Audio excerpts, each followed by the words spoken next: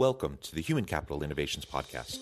We're your source for personal, professional, and organizational growth and development, where we share original research, explore industry trends, and interview executives and thought leaders from across the globe. We hope you join us often for practitioner-oriented content around all things related to leadership, HR, talent management, organizational development, and change management. Maximize your personal and organizational potential with Human Capital Innovations Podcast.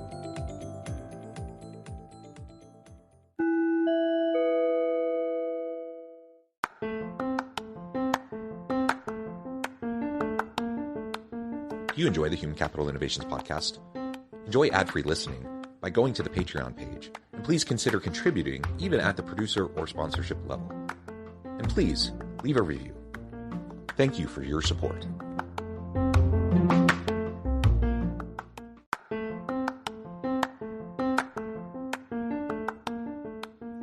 Welcome to the Human Capital Innovations Podcast.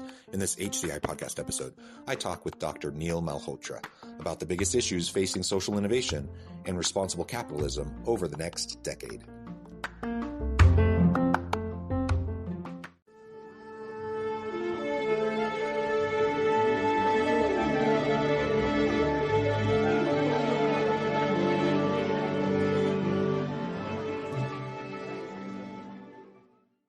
Neil Malhotra, welcome to the Human Capital Innovations Podcast. It's great to be here. Thanks for having me, John. It is a pleasure to be with you. You're joining us. Actually, today you're in San Diego, but you're joining us typically from the Bay Area. You're a professor in the Stanford Graduate School, and it's a pleasure to have you. Today we're going to be talking about the biggest issues facing social innovation and responsible capitalism over the next decade, and really how that can and should inform our leadership within organizations. As we get started, I wanted to share Neil's bio with everybody. Neil Malhotra is the Edith M. Cornell Professor of Political Economy in the Graduate School of Business at Stanford University. He also holds a courtesy appointment in the Department of Political Science. He serves as the Director of the Center for Social Innovation at the Stanford Graduate School of Business, and he received his MA and PhD in Political Science from Stanford University. He received a BA in Economics from Yale University, and he's the author of Leading with Values and editor of Frontiers in Social Innovation. He has authored over 80 articles on numerous topics, including American politics, political behavior, and survey methodology. And I just scratched the surface. There's so much more that we could talk about by way of your background, but I'm going to hand it over to you. Anything else you would like to highlight for me or my listeners before we dive on into the conversation? So just a little bit about kind of as director of the Center for Social Innovation, we run a lot of programs like social entrepreneurship program and impact funds and impact investing. And we oftentimes get so many emails, can you help our organization? What can, we learn from you? And one reason we released this book is because we don't have the scale to reach everyone, but we don't want our ideas cloistered in the ivory tower. We want to share them with everyone so they can achieve their dreams of making the world a better place via organizations. So that's just kind of what motivated me to work on these issues and topics. Yeah, that's fantastic. And I agree. I see myself as or at least I certainly strive to be a scholar practitioner. I'm not at Stanford. I'm at a regional teaching university, Utah Valley University in Utah, a little bit south of Salt Lake City. But everything I do, I try to make sure that it's scholarly as well as practitioner influenced, and that I can disseminate it more broadly, hopefully to have the impact that we're shooting for, right? Because nobody wants to write an article that only gets read, by colleagues in their discipline. They want to do things that are going to make a difference in the world. And that's the kind of work that you're doing, and I applaud you for it. So let's start the conversation today by talking about the biggest changes in social innovation and nonprofit management over the past decade or so. And then we can get into some of the biggest issues we're facing moving into the future.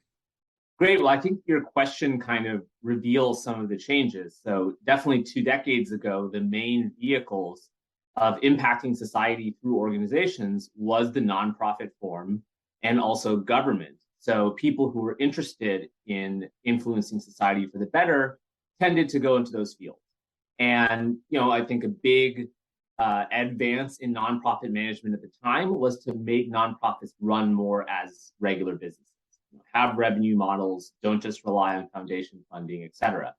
The big kind of changes over the last few decades have been that there's a diversity of organizational forms that can yield social innovation.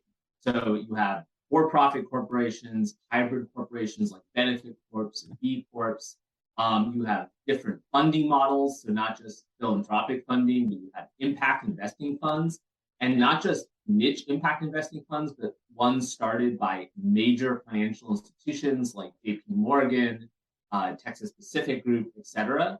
So it's become just much more mainstream where social innovation has been embedded within the mechanisms of capitalism rather than being separate and apart from that. Makes sense. Yeah, and it's interesting. So I'm heavily involved at my university of about 42,000 students in the social impact space. So I'm the academic director of our Center for Social Impact, and social innovation being a piece of that. We actually adopted the Stanford Pathways model a few years back in terms of the pathways of social impact, which includes corporate social responsibility, social innovation, in addition to some other approaches to trying to drive social and community change. And it's just wonderful to see the evolution of all of this over time and how more organizations are trying to lean into this space. They're not, I think more and more it's not seen as a separate, if you want to be a do-gooder, go start a nonprofit, go do that. But it's really, many organizations have their own philanthropic arms within the corporation. As you mentioned, it's just a lot more embedded. And I think that's healthy for everybody. There's also, lots of critiques around capitalism as an economic system, the ability for capitalism to address the most challenging social problems of our day, environmental problems and such. And so as we move into this, what you framed as responsible capitalism, some people talk about stakeholder capitalism, triple bottom line, various terms to talk about the general idea that we just need to have more responsible capitalism. Let's unpack that a little bit and talk more about what that can look like moving forward and how we can, that's the system we have. So whatever the critiques are that people may have of the capitalistic system, that's a great conversation to have, but it is the system we're working within. And so how do we leverage that system and even revise that system, even change it in such a way that it can better address the types of needs that we have that are pressing today?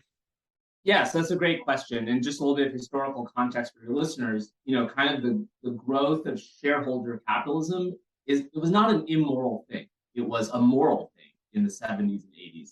So there was a lot of concerns that the economy was doing poorly, there was low productivity, and a lot of this was blamed on managers not being good stewards of their shareholders' money. The kind of ideas from people like Milton Friedman and Jack Welch were actually based on moral kind of bases. And let's be honest, the growth of capitalism has lifted millions of people out of poverty throughout the world. But just like anything can go too far. And kind of the overemphasis on short-term shareholder profits has really kind of made capitalism not work for many people and cause a lot of externalities.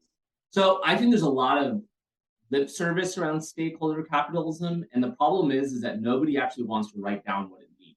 So if you look at the Larry Fink memo, the Business Roundtable memo, it's just a lot of fluff, to be honest, because they don't actually explain the trade-offs.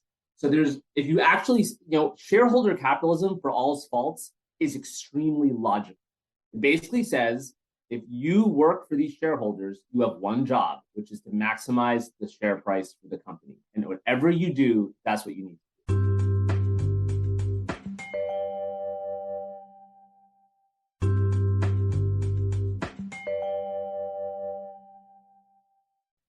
Now, the problem is that the stakeholder capitalism people don't have an equivalent logical statement like that. They're afraid to write it down because it's a lot tougher. So if you actually care about society at large, well, how do you balance the needs of different stakeholders? Something that might be good for consumers could be bad for employees. Something that could be good for the environment could be bad for labor or racial equity. So this is the problem with current stakeholder capitalism, is that people want it to be very fluffy and not rigorous. And I think the movement has to be to actually manage the trade-offs. And if you want to manage the trade-offs, you have to write these things into the financial statements in a real manner. So right now, for example, when you look at how companies report their carbon capture or their diversity or whatever it may be, or their living wage, they get to pick the metric. But that's not true for like revenue. It's not like you can just like make up revenue. There's GAAP standards on that. Now, obviously, firms like fudge all that stuff, but there at least is a written down set of standards.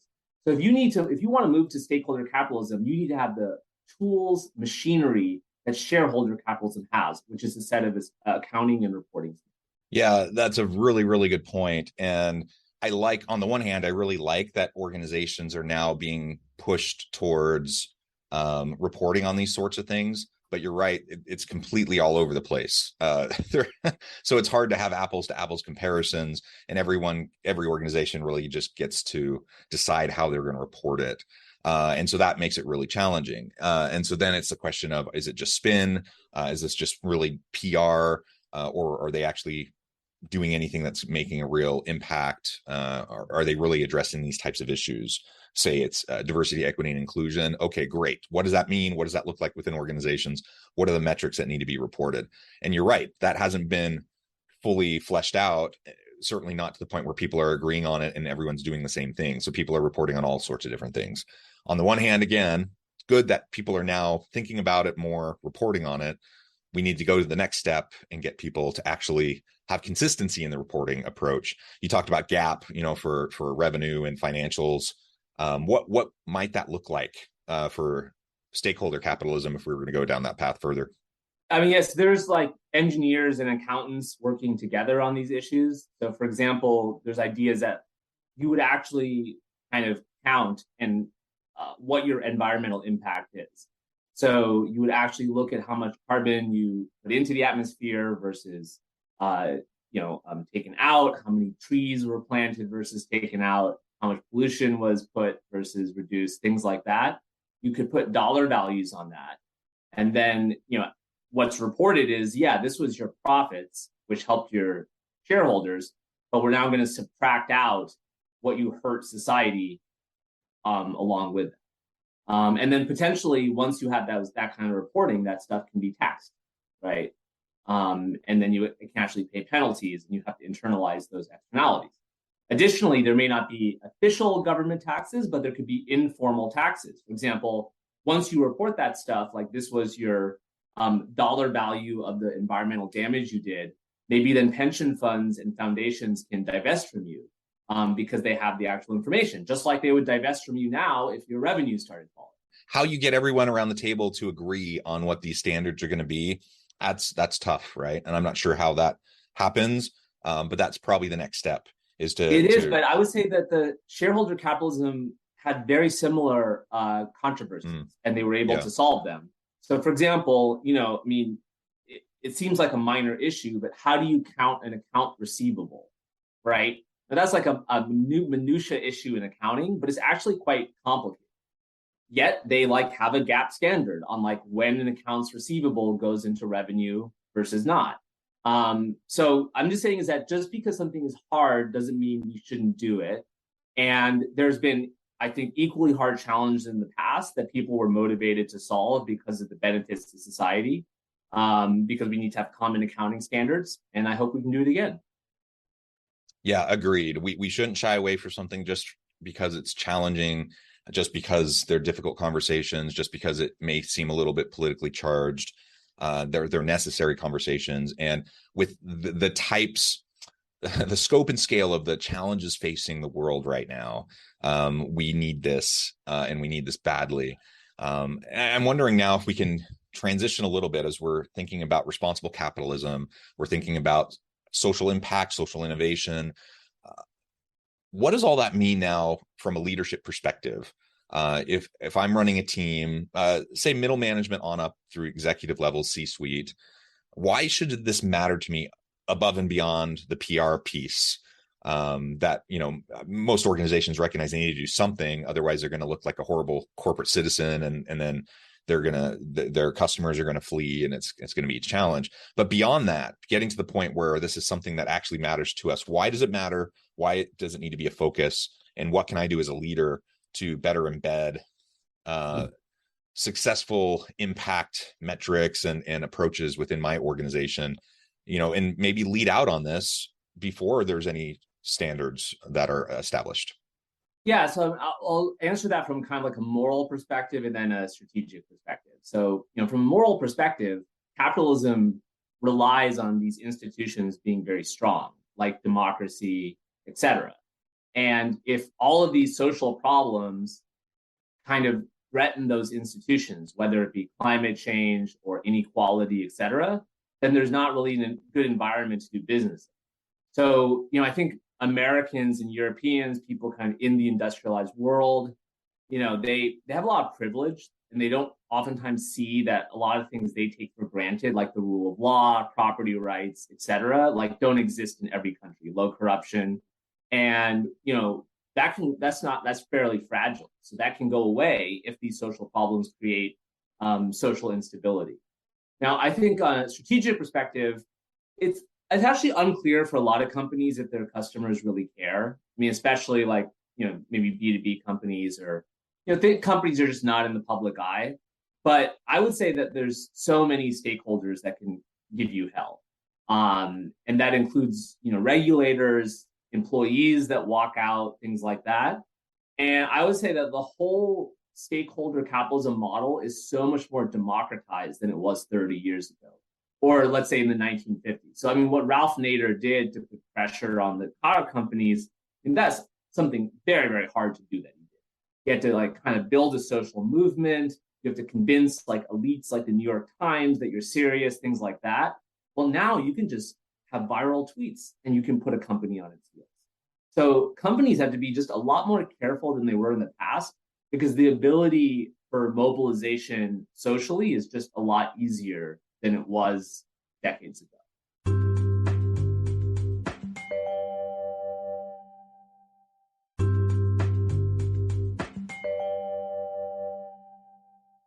The ability to rapidly share and put pressure is in many ways an asset. It's a great tool to be able to use, and also increases the complexity around all of this.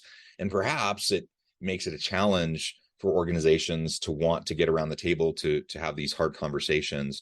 And I don't know the history like you do, but going back to shareholder capitalism and the emergence of this predates, of course, widespread use of the internet and social media and any of those sorts of things. Clearly, there's still political challenges associated with it. But it just feels like it probably would have been a little bit easier in that context to navigate this than in the world of viral tweets and social media, as everything can just launch into these viral public campaigns and moments that could easily derail conversations, it seems like. Yeah, it's a double-edged sword for sure. I agree with that. I think it's complex to know if it's net positive or not. But I would say that like companies care a lot more of these issues now because the reputational risks are much higher. That you don't need to go to an elite first. That's your gatekeeper. Yeah, absolutely. So everyone is definitely paying more attention.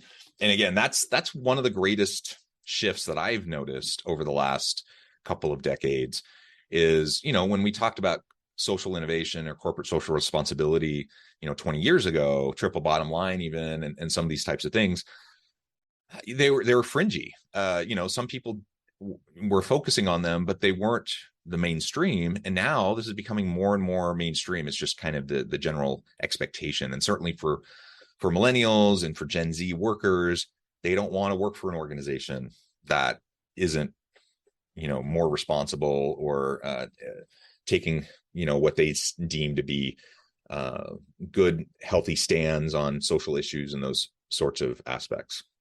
Yeah, I think one reason for that is that capitalism has become a lot harder for those generations. If you look at kind of the restriction of housing supply, increased cost of education, it's not like you could just like work for one of these Fortune 500 companies and have this ticket to an upper middle class lifestyle. Like that just era is over.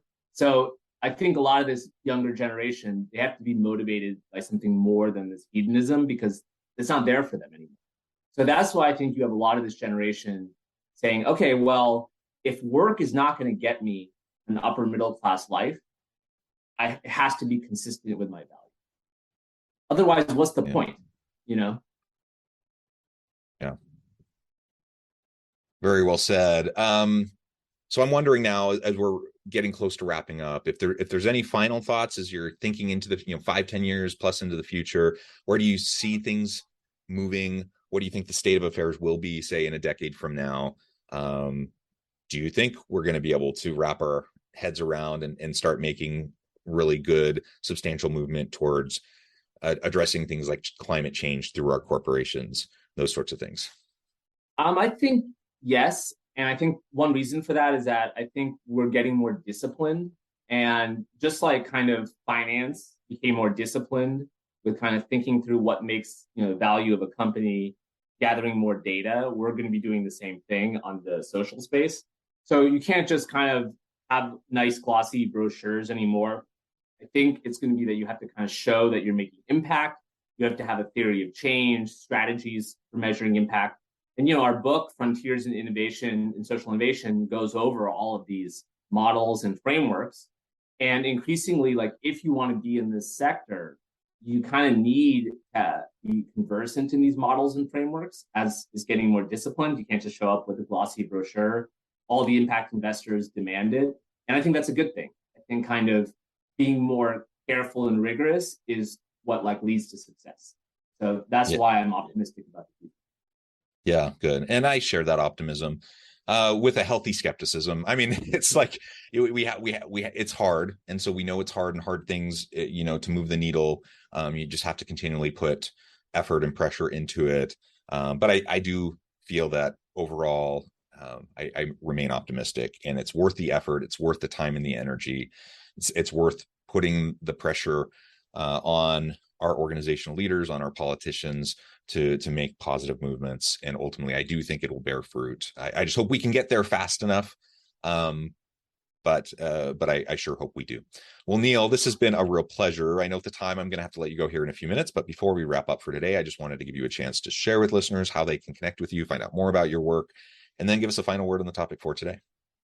Sure. You can follow me on Twitter at Malhotra, Namalhotra. You can also look up the Center for Social Innovation on Google, Center for Social Innovation at Stanford. You just Google that, and we have all of these free teaching assets and videos that you can take advantage of, as well as learn more about the book. And I guess my message to your listeners would be to keep working. That social innovation is hard. It doesn't have the immediate rewards of product market fit, unicorn growth, all of that stuff.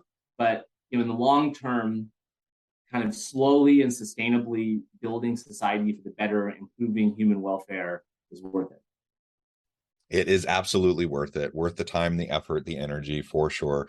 Neil, it's been a real pleasure. I encourage listeners to reach out, get connected, find out more about what Neil and his team can do for you. Check out his research, check out his books, all the great stuff going on at Stanford in his center, and all the things he's involved with. And as always, I hope everyone can stay healthy and safe, that you can find meaning and purpose at work each and every day. And I hope you all have a great week.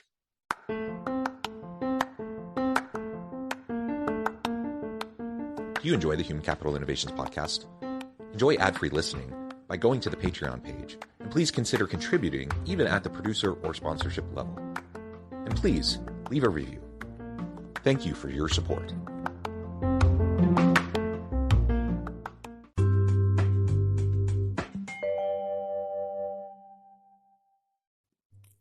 Thanks again for joining us for this episode of the Human Capital Innovations podcast.